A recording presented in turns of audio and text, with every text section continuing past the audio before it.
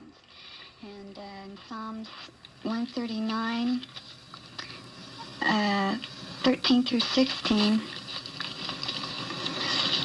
it says, "For thou didst form my inward parts, thou didst weave me in my mother's womb. I give thanks to thee, for I am fearfully and wonderfully made. Wonderful are thy works, and my soul knows it very well. My frame was not hidden from thee, when I was made in secret and skillfully wrought in the depths of the earth. Thine eyes have seen my unformed substance, and in thy book they were all written. The days were ordained for me." Also, when Mary came to John the Baptist's mother and told her that she was pregnant, when the Bible says that when John heard this, her baby leaped in her womb. Now, for joy, right? I can't see something that is not alive or not human leaping around, you know. Okay, you have quoted from the Bible, right, and I'm sure the four of us in this room believe in that book, but there are those who do not believe in that book. Is there any way of convincing them that life is... jump in there. I thought Rob might have something to say, so just move the mic a little closer, okay?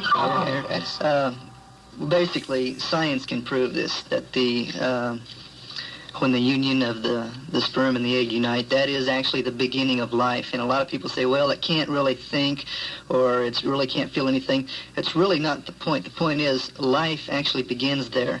And if anybody's ever taken a look at fiber optics, where they go inside the womb and they take pictures of the unborn baby, you can see that the baby, even at 12 weeks, has arms, legs, he has brain waves, his heart starts beating from 14 to 20 days, he can suck his thumb, he can swim around.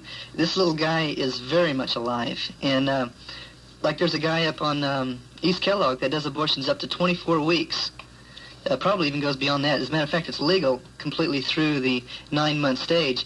And there have been babies that have been born at 21 weeks that were viable or able to live outside the womb. You know, one issue comes to my mind. You know, you're out there doing this, and I'm wondering, and I don't want you to answer me yet, is it doing any good? Are you actually saving lives? And that's what we're going to talk about when we come back. Encompass. I'm your host, Stuart Keeler, and today we have with us on Encompass Mr. Bill Ray. Okay, that's Fire Call for today, and be with us next week, and we'll talk to the City Fire Department about something to do with the fire service. Until then, I'm Dave Farger for Fire Call.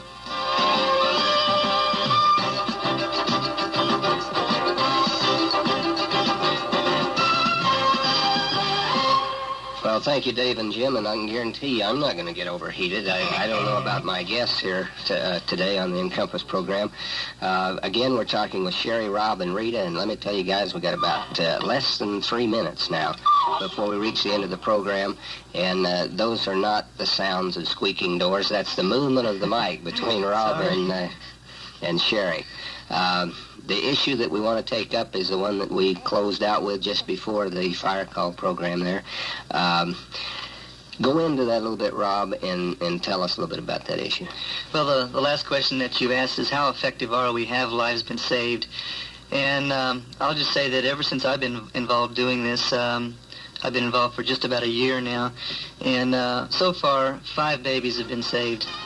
And beyond that, a lot of people have been educated about really what's going on in these places. So really, five lives have been saved. 5 little human beings are alive today. That must make you feel pretty good. Well, I tell you what, a lot of times when people are walking in, they say, "Ain't you got something better to do on Saturday morning?" But I guess we could sit home and watch TV. But human life has got to be the precious thing that God has ever created. Saving the life of a baby. Lives. People work in hospitals day and night to try to save little babies that are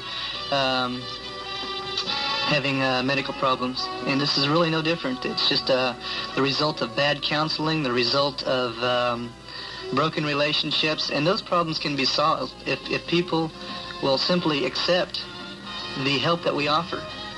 Okay, we haven't talked to Rita at all. She's been very quiet, and we're moving the mic around now. Rita, good evening, and it's nice having you, a very quiet person on the Encompass program. Have you been involved in this for any length of time, or is this something that's new to you? It's real new to me, but I just like to say that if Rob or someone like Rob would have been there for me when I walked into the abortion clinic to have my abortion 3 years ago, if he'd have showed me what I was about to do or said, hey, I care, I would have never went in. I would have stopped. And so I know it would be effective. Rita, thank you very much. I want to thank all three of you, Rita, Rob, and Sherry.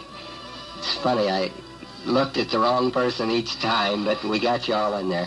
Rita, Rob, and Sherry, and definitely against the issue of abortion. We want to have you back at a later time on the Encompass program with us. And I want to say now you've been listening to Encompass. Encompass is a production of the Public Affairs Department of the Wichita Great Empire Broadcasting Corporation. I'm Nelson Schock, your host for the program. Encompass is...